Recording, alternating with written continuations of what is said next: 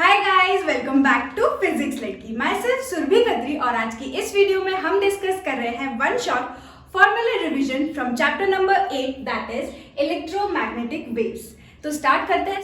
तो इस चैप्टर में सबसे पहले हम डिस्कस करेंगे फॉर्मूलाज और उसके बाद हम प्रैक्टिस करेंगे कुछ क्वेश्चंस। तो स्टार्ट करते हैं। यहाँ पर सबसे फर्स्ट है हमारा कंडक्शन करंट। कंडक्शन करंट तो ऑलरेडी हमें याद है, ये क्या होता है conduction current? It is the rate of flow of charges, right. ये वो करंट होता है जब हमारे चार्जेस फ्लो होते हैं, तब जो करंट बनता है उस करंट को हम बोलते थे कंडक्शन करंट। तो कंडक्शन करंट को डिनोट करते हैं IC से, है ना। और ये हमारा क्या होता है? dq upon dt, right. It is rate of flow of charges.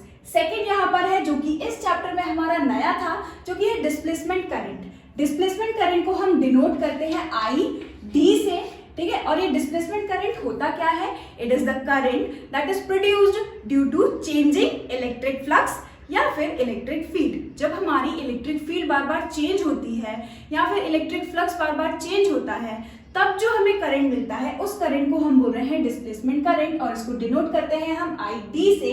तो इसका जो फॉर्मूला होता है वो हमारा क्या होता है? It is negative of epsilon not d phi e by dt। phi e यहाँ पर क्या होता है? इलेक्ट्रिक फ्लक्स, ठीक है। तो रेट ऑफ चेंज ऑफ हमने क्या लिखा है? Electric flux. और यहाँ पर एप्सिलॉन नॉट हमारा क्या होता है? परमिटिविटी ऑफ फ्री स्पेस, ठीक है। इसके बाद थर्ड है यहाँ पर हमारी मैक्सवेल की इक्वेशन। तो इस चैप्टर में हमने मैक्सवेल की इक्वेशंस पढ़ी हुई थी, जो कि हमारी 4 इक्वेशन है। सबसे फर्स्ट गॉस लॉ, जो कि हमने फर्स्ट चैप्टर में देखा था। क्या होता है? It is integration of E dot ds that is equal to charge total enclose in that closed surface divided by epsilon naught. Epsilon naught यहाँ पर क्या होता है? Permittivity of free space. और Q इनक्लोज यानी कि जो हमारा 3D सरफेस होता है उसके अंदर जो चार्ज होता है उसकी बात है यहाँ पर। इसके बाद है गॉस लॉ इन मैग्नेटिज्म। तो मैग्नेटिज्म में हमने देखा था कि जो गॉस लॉ होता है उसका किसी क्लोज्ड स्फीयर के लिए जो मैग्नेटिक फ्लक्स होता है वो कैसा हो जाएगा? 0, यानी कि integration of B dot ds is equal to 0। ये हमने देखा था गॉस लॉ इन मैग्नेटिज्म, ठीक है। इसके बाद है हमारा फैराडेज लॉ। तो फैराडेज लॉ हमारा क्या होता है? It is integration of E dot dl that is equal to minus d phi b by dt, यानी कि rate of change of magnetic flux, जो कि किसके बराबर होगा? Integration of E dot dl। इसी के साथ साथ यहाँ पर है एम्पियर सर्किटल लॉ। तो एम्पियर सर्किटल लॉ हमारा क्या हो गया था? Integration of B dot dl that is equal to mu naught IC plus ID, यानी कि यहाँ जो टोटल करंट है, यहाँ पर मैक्सवेल ने एम्पियर की जो इक्वेशन थी हमारी म्यू नॉट I, है ना, उसको बस थोड़ा सा यहाँ पर क्या कर दिया? मॉडिफाई कर दिया। यानी कि यहाँ जो टोटल करंट होता था उसकी जगह पर हम लेंगे इस बार IC प्लस ID, क्योंकि एक और करंट यहाँ पर इंट्रोड्यूस हो चुका है जो कि होता है हमारा डिस्प्लेसमेंट करंट, ठीक है। तो इसको हमने मल्टीप्लाई किया अंदर म्यू नॉट को, तो हमें मिला mu naught IC plus mu naught epsilon not minus d phi e by dt, जो कि हमारा क्या होता है? ID अभी हमने देखा, राइट। तो यहाँ पर सिंपली बस ID की यानी डिस्प्लेसमेंट करंट की वैल्यू पुट करके ये नई इक्वेशन हमारी मॉडिफाइड वर्जन तैयार हो गया। किसका? एम्पियर सर्किटल लॉ का, ठीक है। तो मैक्सवेल ने एम्पियर की इस इक्वेशन को क्या कर दिया? मॉडिफाई कर दिया, ठीक है।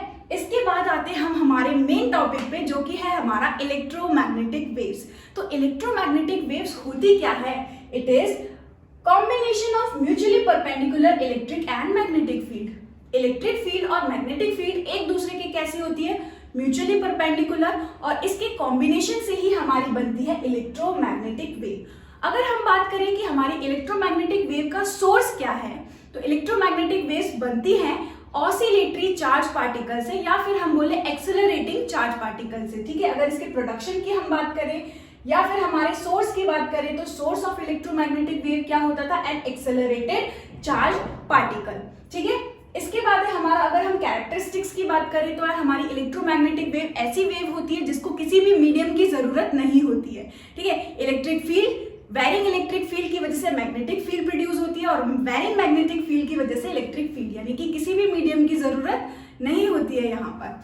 तो सबसे फर्स्ट हमारा कैरेक्टरिस्टिक क्या हो गया? Not needed material medium for propagation, यानी ट्रैवल करने के लिए इसको किसी भी मीडियम की जरूरत नहीं होती। सेकेंड, जो हमारी इलेक्ट्रोमैग्नेटिक वेव है वो किस स्पीड से ट्रैवल करती है? जो हमारी स्पीड लाइट की होती है एयर में, यानी कि 3 × 10⁸ मीटर पर सेकेंड, या फिर इसी को ही हम लिखते हैं V is equal to 1/√of mu naught epsilon naught, right. इसके बाद ये तो हम ऑलरेडी डिस्कस कर चुके हैं। It is produced by accelerated charge particle, यानी कि जो हमारा सोर्स है इलेक्ट्रोमैग्नेटिक वेव का वो क्या होता है, एन ऑसिलेटरी चार्ज पार्टिकल या फिर हम बोले एक्सेलरेटेड चार्ज पार्टिकल। इसके बाद है ट्रांसवर्स इन नेचर। जो हमारी इलेक्ट्रोमैग्नेटिक वेव्स होती हैं वो ट्रांसवर्स नेचर की होती है। ट्रांसवर्स नेचर की होती है का क्या मतलब है, ट्रांसवर्स नेचर हम किसको बोलते हैं, जब कोई भी वेव परपेंडिकुलर ट्रैवल कर रही हो किसके, किसी भी पार्टिकल के। अब यहाँ पर इलेक्ट्रोमैग्नेटिक वेव होती है वो किसी पार्टिकल से तो बनी नहीं है, ये बनी हुई है इलेक्ट्रिक फील्ड और मैग्नेटिक फील्ड से। तो इलेक्ट्रिक फील्ड और मैग्नेटिक फील्ड के परपेंडिकुलर इसका प्रोपगेशन होता है, यानी इलेक्ट्रोमैग्नेटिक वेव्स जो है वो ट्रैवल करती है perpendicular to the electric field and also perpendicular to the magnetic field, right. यानी कि सपोज करते हैं अगर ये हमारी इलेक्ट्रिक फील्ड है और ये हमारी मैग्नेटिक फील्ड है और मैं हो गई इलेक्ट्रोमैग्नेटिक वेव, ठीक है, तो ये हमारी इलेक्ट्रिक फील्ड, ये ऊपर की तरफ मैग्नेटिक फील्ड, और अब जब मैं चल रही हूं तो ये जो डायरेक्शन हो गया हमारा, ये हो गया प्रोपगेशन ऑफ इलेक्ट्रोमैग्नेटिक वेव, ठीक है, यानी कि डायरेक्शन ऑफ इलेक्ट्रोमैग्नेटिक वेव, जो हमारी वेव होगी वो आगे की तरफ बढ़ रही होगी, राइट। तो इस तरीके से अगर हम देख रहे हैं तो ये कैसी है, इलेक्ट्रिक फील्ड के भी परपेंडिकुलर और मैग्नेटिक फील्ड के भी परपेंडिकुलर, इसीलिए इस वेव को हम बोलते हैं ट्रांसवर्स इन नेचर। तो हमारी जो इलेक्ट्रोमैग्नेटिक वेव होती है वो ट्रांसवर्स इन नेचर होती है। नेक्स्ट पॉइंट देखते हैं, oscillating fields are in phase. तो यहाँ पर ऑसिलेटिंग फील्ड्स क्या है, एक्सेलरेटिंग फील्ड्स क्या है, यहाँ पर इलेक्ट्रिक फील्ड और मैग्नेटिक फील्ड ही तो वेरी कर रही है। तो ये जो ऑसिलेटिंग इलेक्ट्रिक फील्ड और मैग्नेटिक फील्ड होती है वो कैसी होती है, सेम फेस में होती है and the ratio is constant, और उसका जो रेशियो होता है वो कैसा होता है, कांस्टेंट, यानी कि c speed of light is equal to E naught upon B naught. यहाँ पर ई नॉट और बी नॉट क्या है, it is magnitude of electric field upon magnitude of magnetic field, ठीक है। यहाँ पर peak value of electric field क्या है, E naught, and peak value of magnetic field क्या है, बी नॉट। तो ये फॉर्मूला आपको बहुत अच्छी तरीके से याद रखना है, कि आपको न्यूमेरिकल में भी काम आ सकता है। इसके बाद है एवरेज एनर्जी डेंसिटी। जो हमारी एवरेज एनर्जी डेंसिटी होती है वेव की वो क्या होती है, इट इज, क्योंकि ये इलेक्ट्रोमैग्नेटिक वेव हमारी किससे बनी हुई है, इलेक्ट्रिक फील्ड से और इसी के साथ साथ मैग्नेटिक फील्ड से, तो ये कॉम्बिनेशन है दोनों का, इसलिए यहाँ पर हमने जो एवरेज डेंसिटी निकाली है इसकी वो क्या होगी, इलेक्ट्रिक फील्ड की वजह से भी होगी और मैग्नेटिक फील्ड की वजह से भी होगी। तो यहाँ पर हम लिखते थे mu E plus mu B, ठीक है, इसके बराबर होगा 2 म्यू ई, क्योंकि यहाँ पर हमारी जो इलेक्ट्रिक फील्ड की डेंसिटी होती है और मैग्नेटिक फील्ड की डेंसिटी होती है वो एक दूसरे के कैसी होती है, बराबर। और वो कैसे बराबर होती है वो यहाँ हम देख सकते हैं relation, it is half epsilon naught E naught का square is equal to half B naught upon mu naught का स्क्वायर। तो ये दोनों वैल्यूज एक दूसरे के कैसी होती है, बिल्कुल बराबर। तो ये दोनों एक दूसरे के बराबर होती है, तो ये रही हमारी एवरेज एनर्जी डेंसिटी। इसके बाद है नेक्स्ट हमारी इक्वेशन। तो जो हमारी इलेक्ट्रोमैग्नेटिक वेव की इक्वेशन होती है वो क्या होती है, y is equal to a sine के x plus minus omega t. यहाँ पर ये जो x है इस पूरी इक्वेशन में ये जो x होता है, यहाँ पर ये x हमको क्या बता रहा है कि जो वेव है हमारी वो कौन सी एक्सिस में चल रही है। अगर यहाँ x लिखा है यानी कि जो हमारी इलेक्ट्रोमैग्नेटिक वेव है वो x एक्सिस पे मूव हो रही है। अगर यहाँ पर y लिखा होता तो जो हमारी इलेक्ट्रोमैग्नेटिक वेव है वो y डायरेक्शन में मूव हो रही होती है, और अगर यहाँ पर z लिखा होता तो यानी कि हमारी इलेक्ट्रोमैग्नेटिक वेव z एक्सिस की तरफ मूव हो रही होती। इसी के साथ साथ इस इक्वेशन में एक और इम्पॉर्टेंट चीज है वो ये कि अगर यहाँ पर प्लस लगा है तो यानी कि हमारी वेव नेगेटिव x एक्सिस में मूव हो रही है। अगर नेगेटिव लिखा है यहाँ पर तो हमारी जो वेव है वो पॉजिटिव एक्स एक्सिस में मूव होती है, उल्टा हो जाता है थोड़ा सा, उल्टा हो जाता है थोड़ा सा। तो यहाँ पर हमारी अगर के एक्स माइनस ओमेगा टी है यानी कि हमारी जो इलेक्ट्रोमैग्नेटिक वेव है वो ट्रैवल कर रही है अलोंग पॉजिटिव एक्स एक्सिस, ठीक है। इसके बाद कुछ इंपॉर्टेंट फॉर्मूला है हमारे के यानी कि वेव नंबर, जो कि किसके बराबर होता है, 2 पाई बाई लैम्डा, ठीक है। लैम्डा हमारा यहाँ पर क्या होता है, वेव लेंथ। इसके बाद है ओमेगा यानी कि एंगुलर फ्रीक्वेंसी, जो कि किसके बराबर होता है, 2 पाई बाई कैपिटल टी, और कैपिटल टी यहाँ पर क्या होता है, टाइम पीरियड। इसके बाद है एंगुलर फ्रीक्वेंसी का ओमेगा का एक और फॉर्मूला होता है जो कि होता है 2 पाई एफ, और एफ यहाँ पर हमारी क्या होती है, frequency. Next speed v, speed of the wave v is equal to f यानी कि फ्रीक्वेंसी एंड लैम्डा यानी कि वेवलेंथ। तो ये भी एक इंपॉर्टेंट फॉर्मूला है जो कि आपको न्यूमेरिकल में काम आ सकता है। इसके बाद लास्ट फॉर्मूला हमारा f यानी कि frequency is reciprocal of time period. इसके बाद यहाँ लास्ट में हमने बनाई है वेव, इलेक्ट्रोमैग्नेटिक वेव। तो यहाँ पर आप देख सकते हो जो इलेक्ट्रिक फील्ड है वो हमारी y एक्सिस में है, मैग्नेटिक फील्ड है वो हमारी z एक्सिस में है, और हमारी जो वेव है वो प्रोपगेट कर रही है अलोंग x एक्सिस। ठीक है, अगर हम E क्रॉस B देखें तो E क्रॉस B यानी कि पॉजिटिव x एक्सिस की तरफ हमारी वेव प्रोपगेट कर रही है। तो ये रही कुछ इस तरीके से हम वेव बनाएंगे। अगर हम देखें तो इलेक्ट्रिक फील्ड पहले बढ़ रही है, फिर डिक्रीज हो रही है, फिर नीचे नेगेटिव की तरफ डायरेक्शन रिवर्स हो गया, राइट। तो यहाँ पर हम देख सकते हैं ये इलेक्ट्रिक फील्ड पूरी y एक्सिस में है, ठीक है। और ये हम देखें मैग्नेटिक फील्ड, तो मैग्नेटिक फील्ड हमारी पूरी कैसी है, z एक्सिस में है। तो हमारी जो वेव है वो प्रोपगेट कर रही है अलोंग पॉजिटिव x एक्सिस। इसके बाद अब बचा है इलेक्ट्रोमैग्नेटिक स्पेक्ट्रम। तो सबसे पहले हम समझेंगे इलेक्ट्रोमैग्नेटिक स्पेक्ट्रम होता क्या था, और फिर हम देखेंगे कि उसको याद कैसे रखें, ठीक है। और इसी के साथ साथ हम देखने वाले हैं उसके कुछ एप्लीकेशंस। अब देखते हैं इलेक्ट्रोमैग्नेटिक स्पेक्ट्रम। तो इलेक्ट्रोमैग्नेटिक स्पेक्ट्रम याद रखने की हमारी ट्रिक है, Raju's mother is visiting uncle Xavier's garden. Raju's mother is visiting uncle Xavier's garden. R यहाँ पर हमारा होता है रेडियो वेव, एम हमारा होता है माइक्रोवेव, आई हमारा होता है infrared, V for visible and U for ultraviolet, X for X-rays, G for gamma rays. ठीक है, फिर से मैं यहाँ पर लिख देती हूँ। आर हमारा होता है रेडियो वेव, एम हमारा होता है माइक्रोवेव, राजू's मदर इज में आई हमारा होता है इंफ्रारेड, विजिटिंग में वी हमारा है visible region, uncle U stands for ultraviolet, Xavier X-rays, garden gamma race.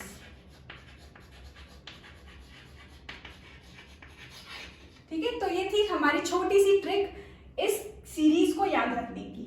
अब ये जो हमने सीरीज याद रखी है वो कैसी है, डिक्रीजिंग वेवलेंथ और इंक्रीजिंग फ्रीक्वेंसी वाली। ठीक है, तो जब हम ऊपर से नीचे की तरफ जा रहे हैं, यानी कि ये कुछ इस तरीके से, Raju's mother is visiting uncle Xavier's garden, कुछ इस सीरीज में अगर हमने याद किया है तो ये हमने कैसे याद किया है, डिक्रीजिंग वेवलेंथ। ये क्या है, डिक्रीजिंग वेवलेंथ, ठीक, बट इंक्रीजिंग फ्रीक्वेंसी। सबसे ज्यादा फ्रीक्वेंसी किसकी होती है, गामा रेस की, सबसे कम फ्रीक्वेंसी किसकी होगी, रेडियो वेव की। ठीक, तो आप इस तरीके से याद रख सकते हो इसको। अब हमारी इस सीरीज में radio wave, microwave, infrared, visible, ultraviolet, X-ray और गामा रेस में हमारी वेवलेंथ और फ्रीक्वेंसी के ऊपर भी क्वेश्चंस आते हैं, तो उसको याद रखने की भी हमारी एक ट्रिक है। तो इस बार हमें जाना है नीचे से ऊपर। ठीक है, Raju's mother is visiting uncle Xavier's garden. ठीक है, तो नीचे से ऊपर की तरफ हमने लिखा है, बट यहाँ से ऊपर से फिर कुछ इस तरीके से आप टेबल बना लेना जिसमें हमारा होगा 14, 10, 8, 7, 7, 3, 1। बस ये सीरीज आपको याद रखनी है, 14, 10, 8, 7, 7, 3, 1। बस ये सीरीज आपको ऊपर से नीचे याद रखनी है, या नीचे से ऊपर भी आप याद रख सकते हैं। इसके बाद कुछ नहीं करना आपको। वेवलेंथ के लिए आपका हो जाएगा 10 की पावर -14 से 10 की पावर -10, फिर से 10 की पावर -10 से 10 की पावर -8, 10 की पावर -8 से 10 की पावर -7, अगेन 10 की पावर -7 से 10 की पावर -7, फिर है 10 की पावर -7 से 10 की पावर -3, एंड 10 की पावर -3 से 10 की पावर -1, और फिर से 10 की पावर -1 से आता है प्लस 10 की पावर +3, राइट। इसके बाद फ्रीक्वेंसी तो याद ही नहीं रखना आपको, बस आपको ये सीरीज याद रखनी है। इसी के हिसाब से आपने वेवलेंथ लिख ली। अब फ्रीक्वेंसी कैसे निकाले, तो यार ऑलरेडी हमने अभी एक फॉर्मूला पढ़ा था जो कि होता है frequency is equals to c/λ। तो c यहाँ पर क्या होता है, लाइट की स्पीड जो कि होती है 3 × 10⁸। ठीक है, अब अगर हम ये निकाले 10, वेवलेंथ हमारी गामा की क्या है, सीरीज 10 की पावर -14 से 10 की पावर -10। तो अगर हम 10 की पावर -14 वेवलेंथ पुट करें तो कितना आएगा, 10 की पावर -14, और ये ऊपर उठ के जाएगा तो ये हो जाएगा 10 की पावर 22। तो आप देख सकते हो मैक्सिमम फ्रीक्वेंसी गामा में क्या होगी, 10 की पावर 22। अगर हम वेवलेंथ रखते हैं 10 की पावर -10, सेम यही फॉर्मूला यूज करेंगे, 3 × 10 की पावर 8 अपॉन 10 की पावर -10, तो यहाँ से क्या हो जाएगा 10 की पावर -10 ऊपर उठ के जाएगा तो रेंज हमें मिलेगी 10 की पावर 18। तो कुछ इसी तरीके से हम निकालेंगे 10 की पावर 18 से 10 की पावर 22, इसी तरीके से सारी हमने फ्रीक्वेंसी यहाँ पर निकाली। तो आपको याद रखने की जरूरत नहीं है, तो कुछ इस तरीके से आप फटाफट से टेबल बना करके फ्रीक्वेंसी और वेवलेंथ की जो रेंज है वो याद रख सकते हैं सारे स्पेक्ट्रम के लिए, ठीक है। अब इलेक्ट्रोमैग्नेटिक स्पेक्ट्रम में हमारे सोर्सेस पूछे जाते हैं, प्रोडक्शन यानी कि एप्लीकेशन यूसेस पूछे जाते हैं, डिस्कवर्ड बाय पूछा जाता है, उसकी वेवलेंथ और फ्रीक्वेंसी ऑलरेडी हम डिस्कस कर चुके हैं। अगर आपको ये भी पूरा टेबल वाइज फॉर्म में चाहिए कि रेडियो वेव की डिस्कवरी किसने की थी, इंफ्रारेड की डिस्कवरी किसने की थी, यूसेस क्या है, एप्लीकेशंस क्या है, तो यहाँ नीचे डिस्क्रिप्शन बॉक्स में मैंने लिंक डाली है, उस लिंक में आपको पूरा डाटा बिल्कुल अरेंज मिल जाएगा। सारे स्पेक्ट्रम को मैंने एक साथ लिख के रखा है, सबके यूसेस लिखे हैं, प्रोडक्शन लिखा है, डिस्कवर्ड बाय लिखा है, तो आप इजीली वहां से उस पर क्लिक कर उसको देख सकते हैं और इजीली वहां पर आप उसको याद रख सकते हैं। अब हम कुछ यूसेस डिस्कस कर लेते हैं हमारे इलेक्ट्रोमैग्नेटिक स्पेक्ट्रम की। सबसे पहले हम बात करते हैं रेडियो वेव्स। तो रेडियो वेव्स का सबसे पहले यूज अगर हम बात करें तो एप्लीकेशन हमारा रेडियो वेव का क्या होगा, वायरलेस कम्युनिकेशन में यूज किया जाता है, रेडियो एस्ट्रोनॉमी में यूज किया जाता है, रेडियो सिग्नल्स के लिए यूज किया जाता है। अब हम बात करते हैं माइक्रोवेव की। तो माइक्रोवेव को यूज किया जाता है कुकिंग पर्पस के लिए, टेलीफोन कम्युनिकेशन के लिए, study atomic and molecular structure, radar system में यूज किया जाता है माइक्रोवेव का, ठीक है। तो ये रहे हमारे कुछ माइक्रोवेव के यूसेस। इसके बाद है हमारा विजिबल।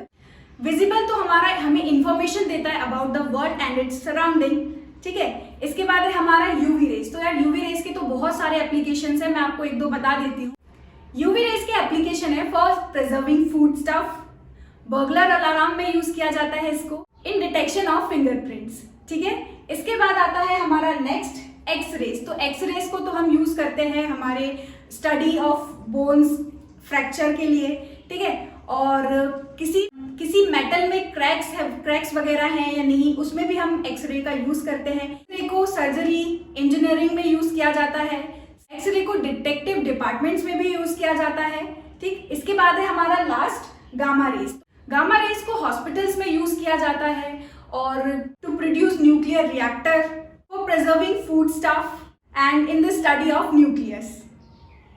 तो यहीं पर खत्म होते हैं हमारे कुछ एप्लीकेशंस। तो मैंने सिर्फ कुछ ही एप्लीकेशन यहाँ पर डिस्कस किया, अगर आपको और डिटेल में जानना है तो आप देख सकते हो, यहाँ पर है और इसकी लिंक मैंने नीचे डिस्क्रिप्शन बॉक्स में डाल दी है, तो वहां से इजीली आप इससे ज्यादा भी एप्लीकेशंस पढ़ सकते हैं, ठीक है। अब हम करते हैं कुछ इंपॉर्टेंट क्वेश्चन इसी चैप्टर से। क्वेश्चन नंबर फर्स्ट है यहाँ पर, the magnetic field in a plane electromagnetic wave is given by By equal to 2 into 10 to the power minus 7 sin bracket में 0.5 into 10 to the power 3x plus 1.5 into 10 to the power 11 t Tesla. Question है यहाँ पर, what is the wavelength and frequency of the wave? B, write an expression for electric field, ठीक है। तो यहाँ पर आप देख सकते हो हमारे क्वेश्चन नंबर फर्स्ट क्वेश्चन में यहाँ पर हमें दिया हुआ है मैग्नेटिक फील्ड की इक्वेशन। मैग्नेटिक फील्ड की इक्वेशन यहाँ पर क्या दी हुई है, 2 into 10 to the power minus 7 sin 0.5 into 10 to the power 3x plus 1.5 into 10 to the power 11 t Tesla, ठीक है। और इसी के साथ साथ यहाँ पर हमसे पूछा है वेवलेंथ फाइंड करनी है और फ्रीक्वेंसी फाइंड करनी है। तो यार अभी हमने फॉर्मूले डिस्कस किए थे, उसमें हमें पता है ये पूरी इक्वेशन अगर हम देखें तो यहाँ पर होता है B naught sine it is omega T and K x plus minus हमारा होता था ओमेगा टी, राइट। तो यहाँ से इस इक्वेशन के हेल्प से हम पहचान लेंगे बी नॉट यहाँ पर क्या है 2 into 10 to the power minus 7, के की वैल्यू यहाँ पर क्या है 0.5 into 10 to the power 3 और यहाँ पर हमारा 1.5 into 10 to the power 11 क्या है ओमेगा। और हमने पढ़ा है ओमेगा इज इक्वल टू क्या होता है 2 पाई एफ। तो फ्रीक्वेंसी हमारी क्या हो जाएगी ओमेगा अपॉन 2 पाई और ओमेगा हमारा कितना है 1.5 into 10 to the power 11 upon it is going to be 2 pi, ठीक है। और इसको सॉल्व करेंगे तो यहाँ से फ्रीक्वेंसी आ जाएगी हमारी 2.3 into 10 to the power 10 hertz. इसी के साथ साथ यहाँ पर हमसे वेवलेंथ पूछा है, तो यार वेवलेंथ भी हमें पता है, अभी हमने फॉर्मूला पढ़ा था speed is equal to lambda into frequency. तो स्पीड हमारी वेवलेंथ की, हमारी इलेक्ट्रोमैग्नेटिक वेव की स्पीड क्या होती है 3 × 10⁸ अपॉन वेवलेंथ हमसे पूछा है और फ्रीक्वेंसी हमने अभी निकाली है जो कि है 2.3 × 10⁻10 हर्ट्ज। तो यहाँ से हमारा लैम्डा निकल जाएगा। तो सॉल्व करने पे जो लैम्डा की वैल्यू निकलेगी इट विल बी 1.2 × 10⁻2 मीटर। तो ये है वेवलेंथ और ये रही हमारी फ्रीक्वेंसी। इसके बाद नेक्स्ट क्वेश्चन में यहाँ पर हमसे पूछा है right an expression for electric field. Electric field के लिए एक्सप्रेशन निकालने के लिए हमें जरूरत पड़ेगी, अगर देखो मैग्नेटिक फील्ड वाई एक्सिस में मूव कर रही है, हमारी पूरी कंप्लीट वेव एक्स एक्सिस में मूव कर रही है नेगेटिव एक्स एक्सिस में, तो जो हमारी इलेक्ट्रिक फील्ड होगी वो जेड एक्सिस में मूव करेगी, यानी हमारी इक्वेशन हो जाएगी E Z is equal to E naught, बाकी एज इट इज क्योंकि सेम फेस में होगी हमारी दोनों ही फील्ड्स, इसलिए हमारा यहाँ पर आ जाएगा साइन 0.5 × 10⁻3x प्लस 1.5 × 10⁻11t। ठीक है, अब क्योंकि इलेक्ट्रिक फील्ड की हमारी यूनिट होती है वोल्ट पर मीटर, तो यहाँ पर बस अब हमें यहाँ पर क्या करना है ई नॉट की वैल्यू निकालनी है। तो अभी हमने देखा था C इज इक्वल टू क्या होता है E naught upon B not, यानी कि ई नॉट भी हमारा कैसे निकल जाएगा C जो कि होता है 3 × 10⁸ इंटू बी नॉट हमारा यहाँ क्वेश्चन में दिया हुआ है 2 × 10⁻7, यानी कि यहाँ से निकल जाएगा 3 × 2 6 एंड 10⁸ और 10⁻7 को सॉल्व करेंगे तो यहाँ से कितना आ जाएगा 10, यानी कि 60। तो ई नॉट की वैल्यू हमारी क्या होगी 60। तो इक्वेशन हमारी क्या बनेगी E Z is equals to 60 sine 0.5 × 10⁻3x plus 1.5 × 10⁻11t, right. इसके बाद देखते हैं second question, arrange the following electromagnetic waves in the order of increasing frequency. तो यार इंक्रीजिंग फ्रीक्वेंसी के ऑर्डर में ही तो हमने याद किया हुआ है। ठीक है, अब यहाँ पर देख लेते हैं कौन सी वेव है। गामा रेज दिया हुआ है, माइक्रोवेव दिया हुआ है, इंफ्रारेड रेज दिया हुआ है और अल्ट्रावायलेट। तो हमें पता है गामा रेज की जो फ्रीक्वेंसी होती है वो सबसे ज्यादा होगी। ठीक है, फिर आएगा यहाँ पर हमारा अच्छा इंक्रीजिंग में जाना है, यानी कि हमें शुरुआत करनी है सबसे कम फ्रीक्वेंसी। तो इनमें से सबसे कम फ्रीक्वेंसी किसकी होगी माइक्रोवेव की, यानी सबसे पहले आएगा माइक्रोवेव, फिर आएगा इंफ्रारेड, फिर आएगा हमारा अल्ट्रावायलेट एंड सबसे लास्ट में आएगा हमारा गामा रेज। ठीक है, तो अगर आपको ये सीरीज याद रखनी है तो आपको ये याद रखना होगा, राइट। इसके बाद देखते हैं next question, why are infrared radiations referred to as heat waves. Infrared radiation को हीट वेव्स क्यों कहा जाता है, क्योंकि जो हमारी इंफ्रारेड है वो प्रोड्यूस होती है हॉट बॉडीज से। ठीक है, वो प्रोड्यूस होती है हॉट मॉलिक्यूल से, इसीलिए इंफ्रारेड रेडिएशंस को हीट वेव्स भी कहा जाता है। The radiations which are next to these radiations in electromagnetic spectrum having shorter wavelength and longer wavelength। तो अगर हम बात करें इंफ्रारेड की, तो इंफ्रारेड से शॉर्ट वेवलेंथ हमको बतानी है और इंफ्रारेड से लॉन्गर वेवलेंथ हमको बतानी है। जैसे कि हम देख सकते हैं डिक्रीजिंग वेवलेंथ है नीचे की तरफ, तो इंफ्रारेड से नीचे वाले हमारे सारे हो गए शॉर्ट वेवलेंथ। तो अल्ट्रावायलेट, विजिबल, एक्सरे और गामा रेस हमारी आ जाएंगी शॉर्ट वेवलेंथ के अंदर, और लॉन्गर वेवलेंथ के अंदर हमारी कौन सी आ जाएगी रेडियो वेव एंड माइक्रोवेव। यही हमारे इस क्वेश्चन का आंसर है। इसके बाद देखते हैं next question, which segment of electromagnetic wave has highest frequency. सबसे ज्यादा फ्रीक्वेंसी अगर हम देखें तो किसकी होगी पूरी सीरीज में गामा रेस की, यही हमारा आंसर हो गया। How are these waves produce. तो ये जो वेव्स होती हैं ये कैसे प्रोड्यूस होती हैं, ये प्रोड्यूस होती है न्यूक्लियर रिएक्शंस की वजह से। ठीक है, and also it is emitted, radio active nuclei जो है वो इसको एमिट करता है। गामा रेस को कोई रेडियो एक्टिव न्यूक्लियाई जो है वो एमिट करता है। इसी के साथ साथ ये जो वेव्स हैं ये न्यूक्लियर रिएक्शंस में प्रोड्यूस होती है। तो प्रोडक्शन की अगर हम बात करें, गामा रेस हमारे न्यूक्लियर रिएक्शन में प्रोड्यूस होती है, या फिर कोई भी रेडियो एक्टिव न्यूक्लियाई है वो गामा रेस को प्रोड्यूस करता है, या हम बोले एमिट करता है। ठीक, तो यही इसका सोर्स हो गया। इसके बाद बोला है कि हमें इसका एक यूज भी बताना है, तो यूज तो अभी ही हमने डिस्कस किया था फॉर प्रिजर्विंग फूड स्टफ। ठीक है, या फिर वो हॉस्पिटल्स में कैंसरस या ट्यूमर को ट्रीट करने के लिए भी यूज की जाती है। इसके बाद नेक्स्ट है, name the part of electromagnetic spectrum whose wavelength lies in the range 10⁻⁻10 metre. तो यहाँ पर हम देख सकते हैं 10⁻⁻10 मीटर हमारा कौन सी उसमें फॉल करता है। जिसका वेवलेंथ हमारा कितना हो 10⁻⁻10 मीटर, तो ये हमारा फॉल करेगा किसके अंदर, एक्स रेज के अंदर। तो यहाँ पर आंसर हमारा हो जाएगा एक्स रे, और इसका यूज भी बताना है तो यार एक्स रे को यूज किया जाता है इन the study of crystal structure. ठीक है, तो ये रहे हमारे कुछ क्वेश्चंस और यहीं पर खत्म करते हैं हम इस वीडियो को। Thank you so much for watching this video.